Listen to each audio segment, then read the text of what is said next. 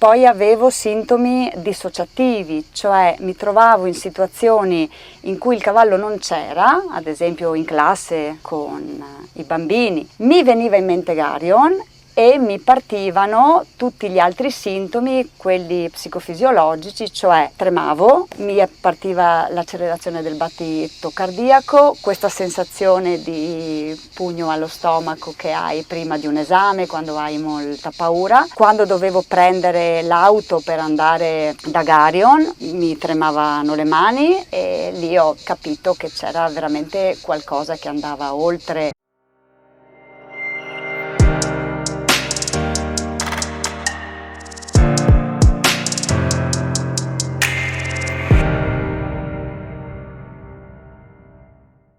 Buongiorno e ben trovati. Nel video di oggi abbiamo una nostra amica che vi ho già menzionato in un mio precedente video, se vi ricordate il video che è uscito, non lo so, 1 o 2 o 3 settimane fa, quello del cavallo che attacca, e è qui con noi per spiegarci un po' quelle che sono state le sfide più importanti, no? Che ha dovuto in qualche maniera affrontare. E è interessante, gli ho chiesto se ci faceva questa cortesia, perché lei è anche una psicologa, per cui ci può raccontare sia da un punto di vista personale come ha vissuto questa cosa, ma poi insomma vi racconterà anche altre cose, ma anche da un punto di vista professionale. Quindi io penso che molti di voi all'interno di questo video ci si ritroveranno un po' su quello che dirà lei e penso che quindi possa essere importante condividere questa esperienza. Anna, grazie di essere qui con noi, grazie di aver portato il cavallo qui, insomma di essere venuta qui Lei ha portato il cavallo qui da noi un mese e mezzo fa, sì, a inizio giugno, sì. E poi dopo, come bisogna fare sempre, è venuta, gli ultimi 15 giorni, è venuta a mettersi un pochino insieme con il suo cavallo. Ma insomma, raccontaci un pochino tutto come è nato e quello che come l'hai vissuta. Intanto grazie Sergio di avermi chiesto di fare questa Tranquilla, intervista. non sei sotto esame, stavo a fare una chiacchierata tra amici. Allora, niente, Garion è arrivato nella mia vita circa 2 anni fa. Io volevo un murgese, volevo di nuovo fare delle belle passeggiate con il mio cavallo nuovo, che per me era sempre un amico, e Garion è arrivato e così per problemucci sciocchi, non lo so, faceva fatica un po' a prendere l'imboccatura, piuttosto che aveva degli atteggiamenti un po' dominanti già da subito, ma poca cosa. Su internet casualmente ho trovato Sergio e da lì piano piano è nata anche la voglia di conoscerti e poi cominciare il programma Parelli. I problemi con Garion sono iniziati da terra. Io ho molta esperienza da sella perché monto da quando ho 6 anni e mezzo, e però da terra non avevo mai fatto niente e questa cosa l'ho percepita subito, mi sono sentita fin da subito molto imbranata e nell'essere imbranata ho cominciato a diventare anche nervosa una volta, nervosa 2 volte, nervosa 4 volte. Mi ricordo benissimo la prima volta che Garion mi ha caricato, stavamo provando il circolo, stavo provando anche un cambio di direzione che era anche una cosa troppo in là rispetto al livello che avevo io. Ho fatto una fase troppo forte, ma più che con la fase, con l'atteggiamento, e lui mi ha caricato la prima volta. Da lì via via sono successe altre situazioni e soprattutto è cominciata quella fase che io chiamo la fase del caos, dove io capivo che l'errore partiva da me, ma ero molto in confusione sia con me stessa che nei confronti del cavallo, anche nei confronti del metodo. Non riuscivo a mettere bene insieme i pezzi. Ho sempre cercato di contattarti, di chiamarti, però persisteva questa confusione. Io continuavo a fare un passo avanti, 3 indietro e a un certo punto questa confusione è diventata tanta ed è stato lì probabilmente che qualcosa è scattato. È scattato perché a un certo punto mi sono fermata a capire prima di tutto come stavo io, in questa situazione. Ma come approccio al problema, no? Ovviamente te con gli studi che hai fatto, le esperienze che hai avuto eccetera, sicuramente ti sarai fermata a riflettere un po' quali potevano essere gli elementi scatenanti, certo. No? Perché te mi insegni che molto spesso quello che che ci evidenzia il cavallo spesso e volentieri sono delle paure magari intrinseche che abbiamo, che ci portiamo dietro, un modo di affrontare le difficoltà che magari è diventato un po' una sorta di meccanismo automatico all'interno della nostra vita, no? Certo, infatti come ti dicevo mi sono fermata e lì ho capito che dovevo lavorare su due piani. Uno ero io e uno era il cavallo e dopo io con il cavallo. Quindi per quanto riguarda la mia parte, un po' per gli studi che ho fatto, poi confermati da una psicoterapeuta a cui mi sono rivolta, ho scoperto di avere il disturbo post-traumatico da stress, che viene... Scusami se ti trovo, che è un po' quello che succede a chi va in guerra, no? Esattamente, Okay. esattamente, a chi subisce un'aggressione, ad esempio viene rapinato, a chi ha un incidente d'auto che gli viene sia provocato ma anche che provoca. Ecco, diciamo che sono tutte quelle situazioni che muovono un po' quelli che si chiamano i nostri archetipi, cioè le situazioni di vita o morte, no? Sopravvivenza. Avere un cavallo di 600 kg che ti viene addosso e oltretutto non che ti viene addosso per caso, no? C'è un problema fuori, ma ti viene addosso guardandoti, proprio perché tu hai fatto qualcosa e lui vuole venirti addosso, è qualcosa che mi aveva proprio messo di fronte a questa vita-morte, no? In questa sensazione di pericolo di vita. I disturbi che mi hanno fatto capire che io soffrivo appunto di questo disturbo sono stati i sintomi, scusate, avevo alterazioni dell'umore in continuazione sia quando stavo con lui ma anche quando pensavo a lui. Poi avevo sintomi dissociativi, cioè mi trovavo in situazioni in cui il cavallo non c'era, ad esempio in classe con i bambini. Mi veniva in mente Garion e mi partivano tutti gli altri sintomi, quelli psicofisiologici, cioè tremavo, mi partiva l'accelerazione del battito cardiaco, questa sensazione di pugno allo stomaco che hai prima di un esame, quando hai molta paura. Quando dovevo prendere l'auto per andare da Garion mi tremavano le mani e lì ho capito che c'era veramente qualcosa che andava oltre il semplice controllo che potevo avere io razionale sulla situazione. E quindi in quel caso lì hai deciso di farti aiutare? Esattamente, esattamente, perché poi c'erano altri sintomi, ad esempio quelli internalizzanti ed esternalizzanti, ossia internamente io pensavo che ogni cavallo caricasse e quindi esternalizzavo, buttavo anche addosso agli altri la paura, no? Attento che può caricarti, attento che ti carica, e quindi lì ho cominciato questo percorso con questa dottoressa che conoscevo già, una dottoressa che però è stata molto brava perché per fortuna il problema con Garion era un problema che io potevo affrontare dal momento che il cavallo comunque ce l'ho e ci volevo lavorare, e quindi con lei abbiamo proprio lavorato sul buttare fuori queste paure ed accettarle, cioè dire ho paura, non poca, ne ho proprio tanta, ne ho proprio tanta. Che penso che sia una delle cose più difficili da fare, no? Sì. Perché cioè, ammettere che c'è una difficoltà evidente che magari non dipende, o almeno non dipende completamente dal cavallo, magari il cavallo è stato colui che te l'ha fatta scattare, Esatto. ma c'era già, Sì. Penso che sia una delle cose più importanti perché almeno sai da che parte cominciare a lavorare. Assolutamente, infatti la prima cosa è stata proprio dire ho paura.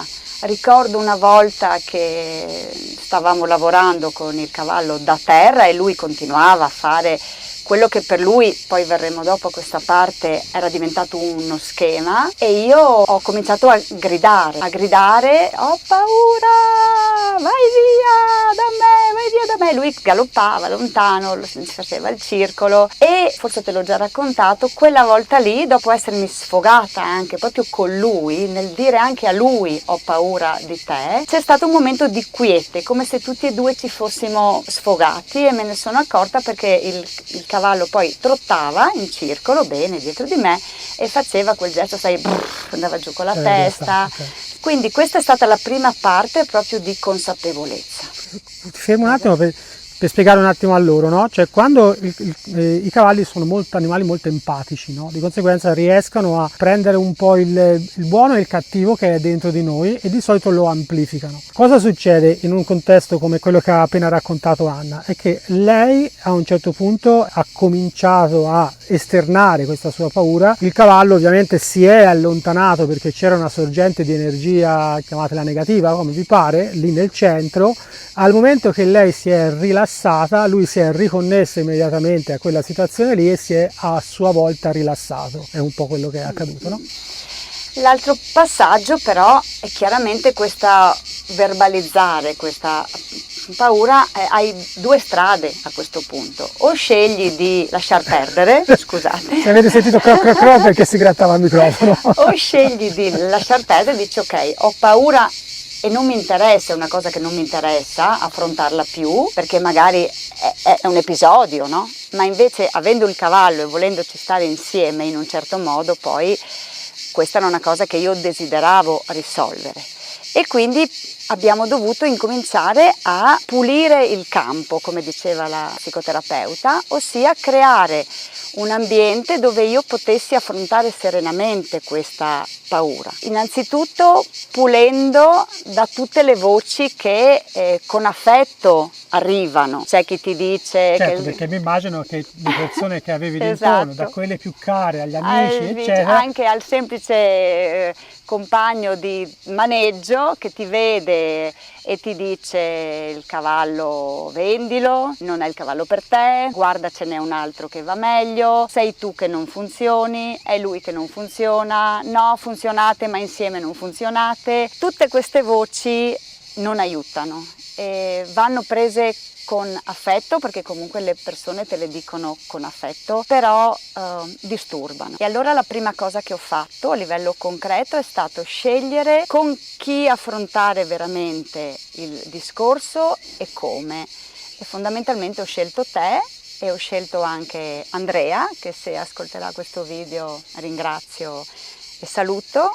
È un ragazzo che appunto sta facendo anche lui i livelli Parelli, però è più bravo di me e in particolare ha una modalità di approcciarsi sia al cavallo ma anche alle situazioni in maniera estremamente rispettosa, non giudicante e serena, e per me è stato veramente un grande supporto a livello fisico perché essendo vicino casa poteva affiancarmi. E l'altra parte, come dicevo prima, è stata occuparmi di Garion, perché ormai Garion, come tu ci insegni, aveva introiettato questo schema, no?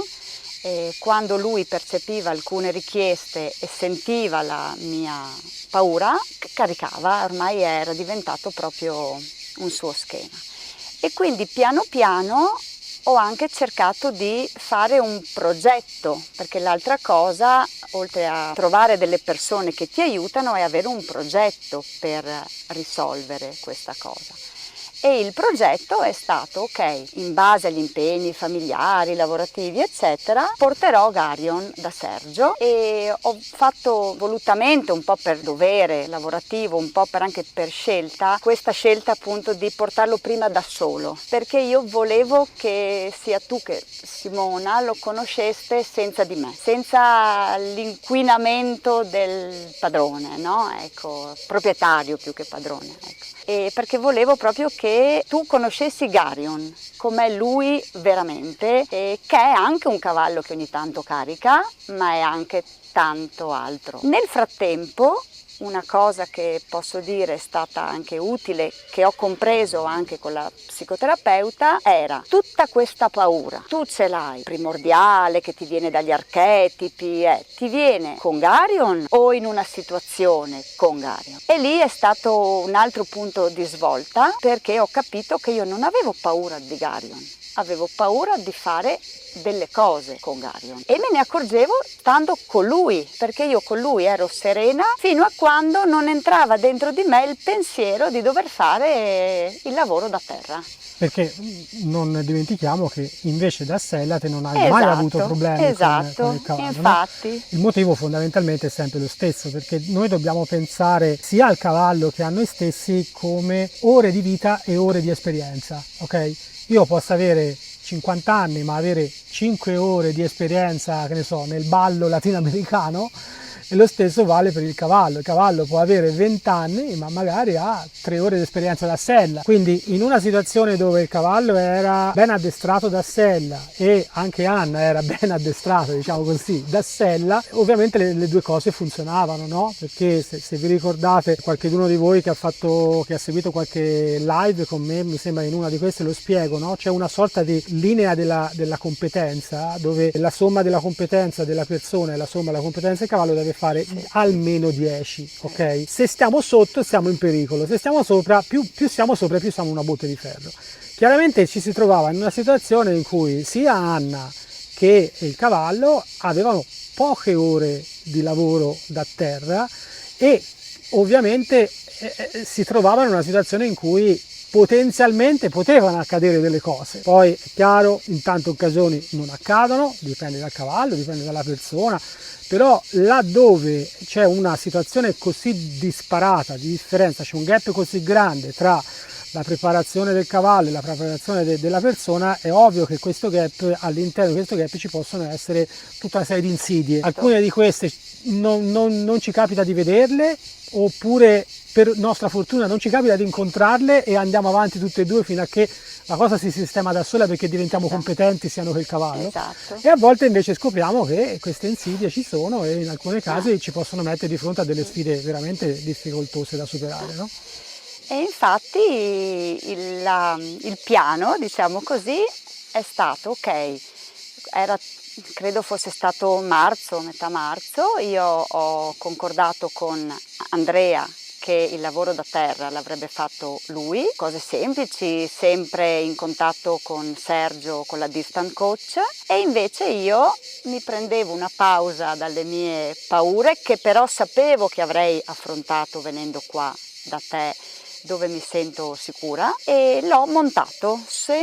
Da marzo a giugno io l'ho solo montato e già lì mi sono accorta che è proprio cambiato tantissimo in meglio il rapporto con il cavallo, perché la cosa che più mi feriva, oltre alla paura atavica di vita-morte, era non avere un bel rapporto con il cavallo, lo stavo proprio perdendo, e invece evitando quella situazione in cui mi partivano tutti i sintomi non funzionali, il cavallo era sereno, mi percepiva già serena quando andavo a prenderlo in paddock, perché sapevo che io l'avrei portato dentro, sarei salita. È vero che il metodo dice che bisognerebbe sempre fare un check prima, però questa cosa l'avevamo concordata e quindi io sapevo che non mancavo di rispetto al cavallo. E lì noi ci siamo divertiti, abbiamo fatto le nostre passeggiate, lui è un sinistro introverso, per cui è uno spettacolo fuori e siamo stati proprio bene. E premetto che non è che Anna sia una di quelle persone che se esce non si mette a trottare e galoppare, lei anzi è una di quelle che gli garba un bel po', sì,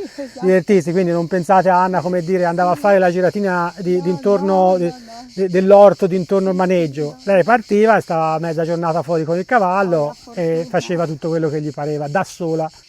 Sì, infatti a me piace uscire da sola con il cavallo, condivido sempre la mia posizione o con il mio compagno o con mia figlia o con qualcuno, però a me piace stare da sola con lui, non mi piacciono le passeggiate di gruppo perché mi piace stare con lui proprio. Perché ti rilassi, Sì, sì. è come se fosse una sorta di meditazione, no? Viviamo in una bella zona, è una zona di cavalli che si allenano per l'endurance e quindi potete capire che insomma si può correre, ecco.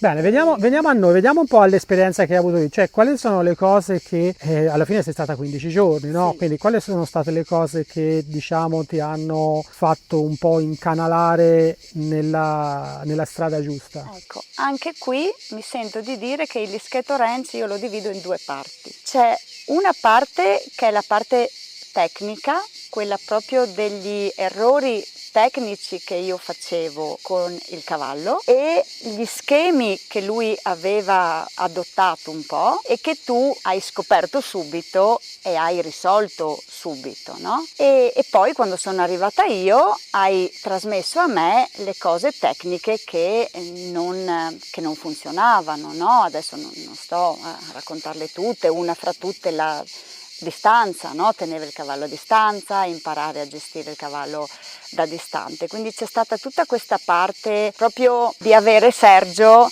a disposizione tutti i giorni, qualsiasi dubbio lo risolvi subito, è un vantaggio che sì, insomma, si può capire, no? Ma l'altra cosa importante è che quando sono arrivata qui, questo posto, faccio fatica a dirlo a parole, trasmette come essere in un mondo in cui l'ospite sei tu, ma non sei tu perché sei ospite di Sergio e di Simona, sei tu perché sei ospite dei cavalli. Io ho scelto anche di stare tanto qui, oltre il lavoro pratico in campo, per vivermi l'ambiente, volevo respirare quest'ambiente. Sono arrivata che Sergio era a un corso, ho affiancato un po' Simona nel pulire i paddock piuttosto che fare delle reti, ma anche semplicemente guardando i cavalli insieme e devo dire che ho avuto una sensazione che non so spiegare. Per la prima volta mi sono sentita appunto io che entravo in punta di piedi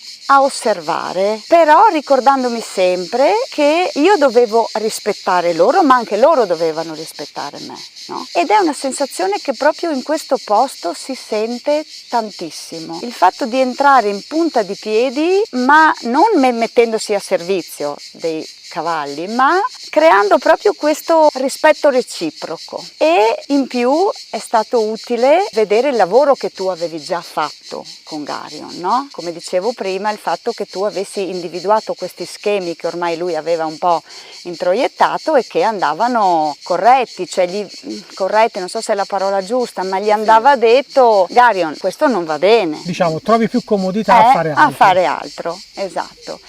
E quindi vi posso dire che io ho preso il cavallo in mano da terra per la prima volta dopo tanto tempo, appunto da marzo, il 2 luglio, e mi è sembrato molto naturale perché Sergio aveva già sistemato appunto questi schemi che non andavano bene, quindi Garion aveva proprio un altro atteggiamento, no? Mi ricordo la prima frase che tu hai detto il primo giorno che hai preso Garion, hai detto è leggerissimo. È leggerissimo, esatto, è leggerissimo, perché lui, essendo, come vi dicevo, dominante, tende sempre un po' a venire addosso, sia in maniera bonaria ed è molto pesante, era pesante sulla capezza, e quindi io sapevo che questo passaggio con te era fondamentale. Probabilmente non ci fosse stato Sergio, io ad oggi sarei tornata a casa facendo l'ennesima passeggiata, l'ennesimo lavoro in piano, in maneggio, ma da terra non ci sarei più stata. E se diciamo, per concludere, se io ti chiedessi un consiglio da dare a coloro che hanno delle difficoltà, che trovano delle difficoltà importanti con il loro cavallo, o meglio, che magari il loro cavallo gli tira fuori delle situazioni emotive così forti come è accaduto a te, perché io ne incontro tante di persone che magari spesso mi capita da sella queste problematiche, quindi sai bene, no? Cioè la sgroppata, il cadere, oppure situazioni in cui non si sentono cavallo che corre e scappa, sgrappa, che magari non sgroppa, però ecco, generalizzando ovviamente, perché poi Certo, è ovvio certo. che singolo caso per singolo Sì, caso bisognerebbe sì. andare a fondo e capire, no?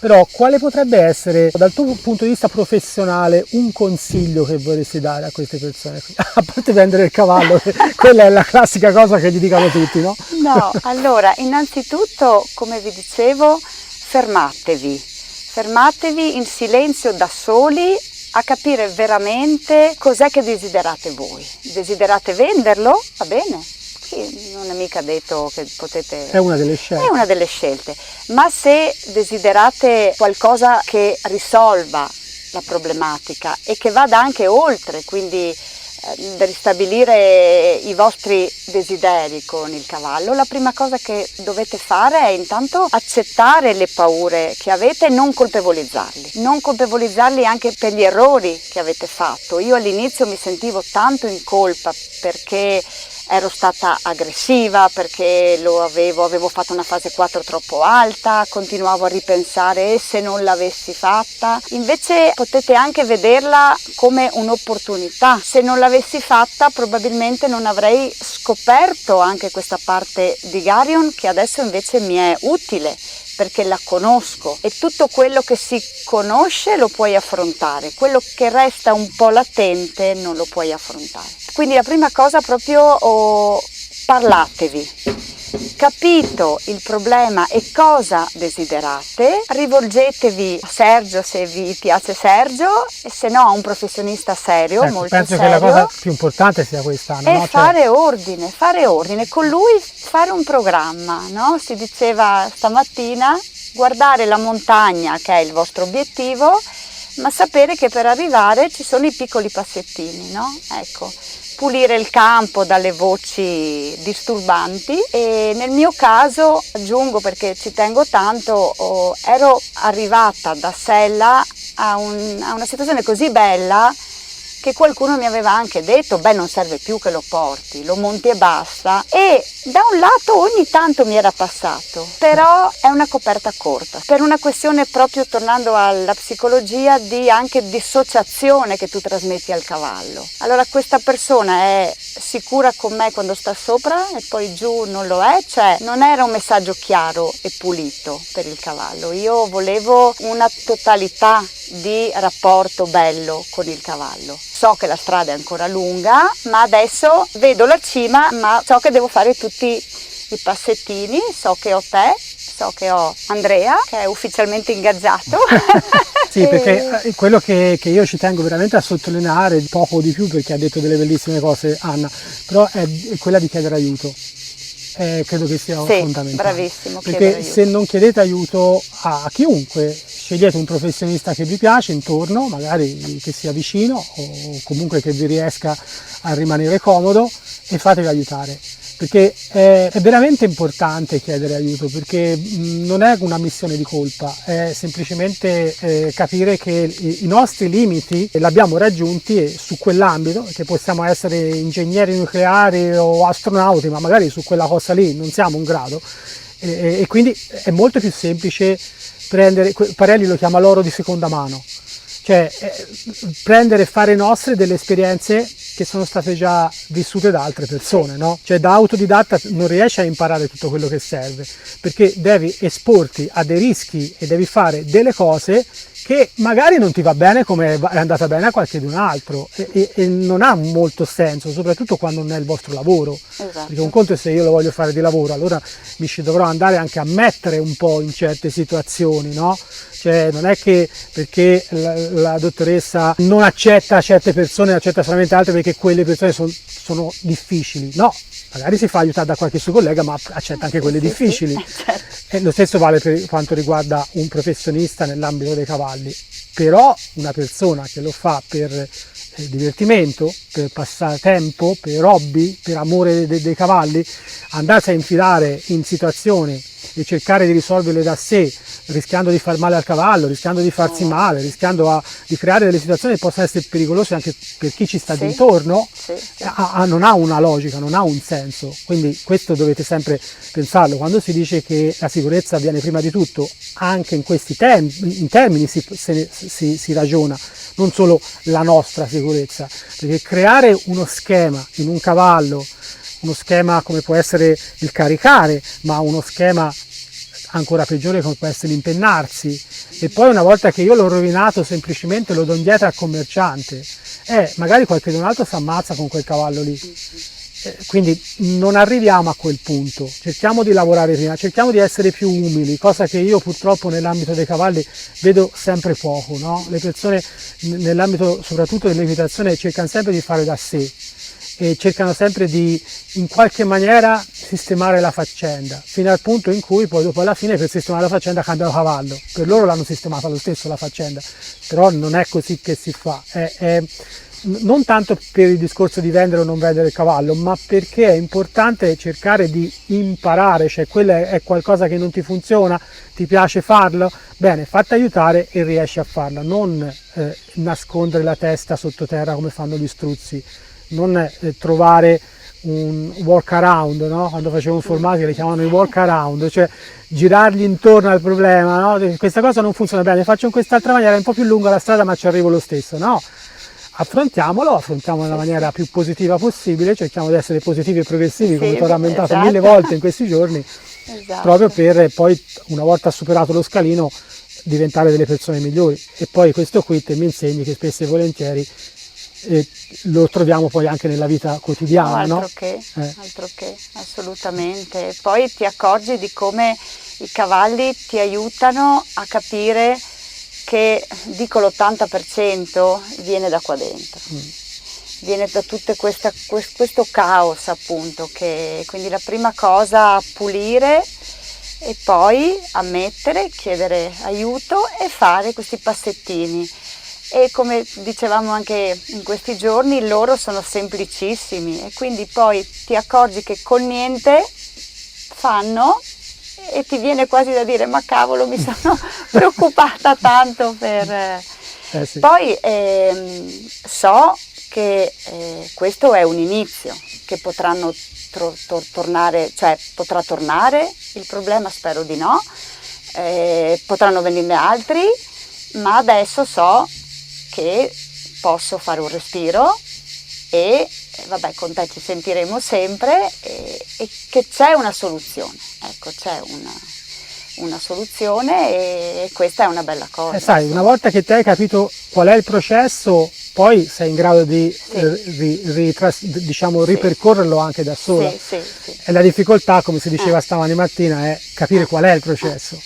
È un'altra cosa che ho imparato qua tantissimo, me la raccontavo ma non la sentivo, è che non importa bravi, non importa se l'esercizio viene bene, l'importante è che quando lo facciamo stiamo bene assieme, anche se non viene, ma facciamo un sorriso, io e il cavallo dico proprio, certo. No? E ci prendiamo in giro, va Garion come sei imbranato e io peggio di te, e questo crea il rapporto e se c'è quello puoi fare tutto. Alla fine è un hobby, no? E sì. Nell'hobby dovremmo trovare divertimento. Tutti e due. Esatto. Tutti e due, sì. Non patimento, no? Sì. Come dicevi giustamente te prima, quando pensavi dovevi andare da Garion ti tremavano le mani sul volante. Era diventato... Questa cosa non deve succedere. Grazie Sergio. Grazie a te Anna, mille. è stato veramente un piacere. Grazie. E mi raccomando, iscrivetevi al canale, il 70% di voi guarda video e non si iscrive, per favore iscrivetevi. Grazie.